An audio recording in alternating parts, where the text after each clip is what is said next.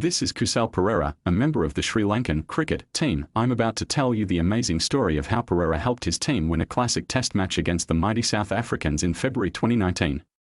Unfortunately, when I said the word cricket, I just lost the 3/4 of the audience who think the sport of cricket is boring. However, by the end of this talk, I can guarantee that you will not only be convinced of cricket as the pinnacle of human endeavors, but you will be pursuing me to ask more questions about this match in particular.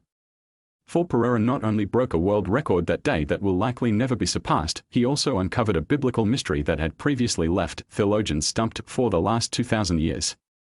In the fourth innings of this historic first test in Durban, Sri Lanka was set the weighty target of 304 to win. After beginning their chase, Sri Lanka lost their first 3 wickets for just 52 runs. Enter our hero, Kusal Perera. Together with a significant contribution from the off-spin bowler, Dhananjaya de Silva, Perera's team still had an outside chance at 6 wickets for 206 runs. However, the last remaining names in the lineup are, by definition, the weakest batters in the team. For these men are only selected in the team for their bowling skills rather than their batting abilities. At 9 wickets down for 226, paired with the last remaining and weakest of all his batting partners Vishwa Fernando, Perera still was needing to find 78 runs to drag his team over the line to victory.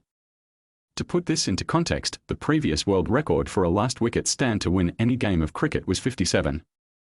Therefore, to win the match, the pair would not only have to break a world record that had previously stood for 25 years, but smash that record, extending the new record by about a third. Perera was concerned for protecting his partner, Fernando, from some of the fastest and meanest bowlers in the world, the South Africans, Dale Steyn, Kajizia Rabada and Dwayne Olivier, men who play for keeps, who were prepared to aim the ball at the batter's head and body, and who don't like losing on their home turf. Perera carefully crafted his strategy by scoring the remaining runs by hitting clever combinations of odd and even numbers, so that, as much as possible, he was always at the correct end to be facing the bowling and thus protecting his weaker partner from the bowler's hostilities. That day, Perera and Fernando helped Sri Lanka reach their target of 304 with a new world record last wicket stand of 78. Perera making up the bulk of those runs, while Fernando added only 6. Those fortunate enough to witness Perera's magnificent innings of 153 described it as epic, mind-boggling, and unbelievable. Perera made exactly half of his team's required total, +1, marking his signature of individual brilliance. I thought 50% +1 reflected the perfect number of democracy, but then I noticed some other strange occurrences in the batting scorecard. Perera was listed as number 5 in the batting order. And summing the first 5 factorials, 1, 2, 6, 24, and 120, also adds to 153. When I realized that the match finished on February 17th, and that summing the digits from 1 through to 17 add to 153, I was obliged to make some more mathematical inquiries. As the victorious Perera looked to the sky, I wondered what was transpiring in the heavenly realms. For the match was played soon after the Lunar New Year, in the days leading up to the full moon, and as any Chinese person in the room can tell you, this is the climax of the New Year celebrations. So to count the number of days in any year, 365.26, divided by the days in a lunar month, 29.53, equals 12.369, accurate to 3 decimal places, which is effectively the number of months in a year. And so what? Well, this number happens to be the square root of 153. In the light of such perfection, I wondered, where else could I find such artistic symmetry? Perhaps in an art gallery. Ask yourself, which is the most famous art museum in the world? Yes, many of you sitting there just thought of the Louvre in Paris. So ask yourself, how many diamond-shaped glass panels are set into each side of the pyramid at the Louvre? I'll save you the trouble of counting them, 153. Note the final victory scorecard. Sri Lanka lost only 9 wickets. Fernando finished with 6 runs. The 9 and the 6 are key numbers in the victory. But what is the 9th hexagonal number? What even is an hexagonal number? They belong to the set of polygonal numbers, or more simply numbers that can be made into shapes. For example, square numbers 1, 4, 9, 16, 25, 36, 49, 64.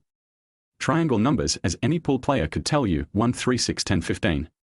For our example, hexagonal numbers form the 6-sided shape of a hexagon.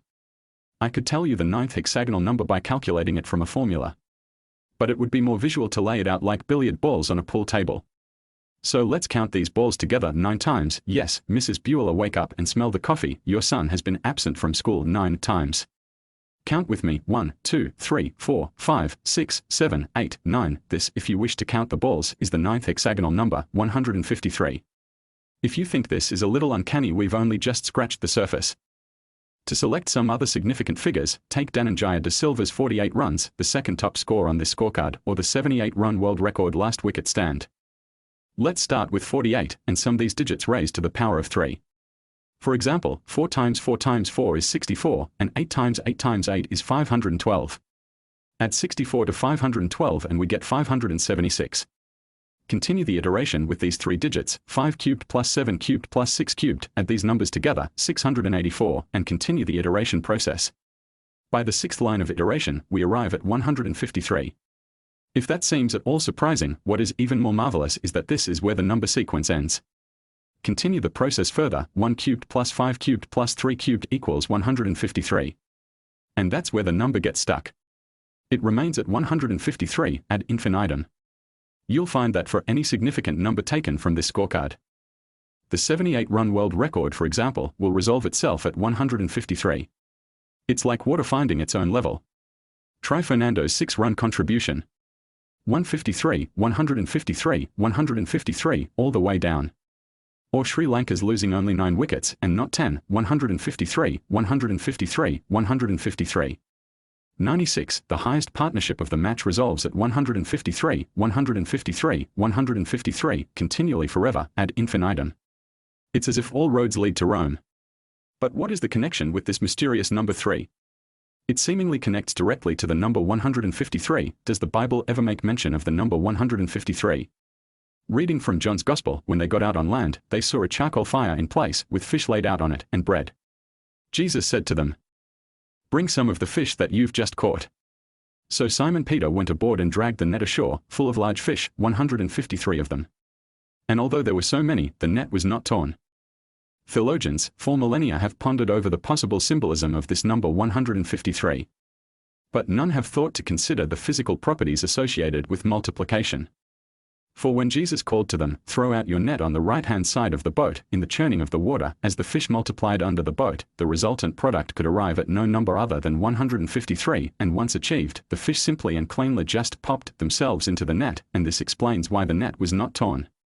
Jesus said to them, "Come and have breakfast." Now, on seeing the great catch of fish, none of the disciples dared ask him, "Who are you?" They knew it was the Lord. And, as for the mysterious connection between the numbers 3 and 153, we know that the Gospel was not written by Dan Brown, for if so, he would have hidden the number 3 far more deeply within a complex Bible code.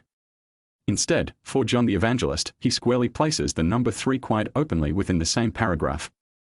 This was now the third time Jesus was revealed to the disciples after he was raised from the dead.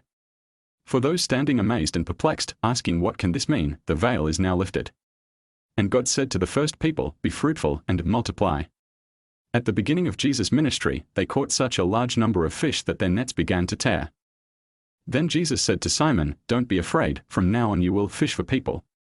So fish are symbolic of people. Earlier in John's Gospel, when I am lifted up from the earth, I will drag, helko, all people to myself.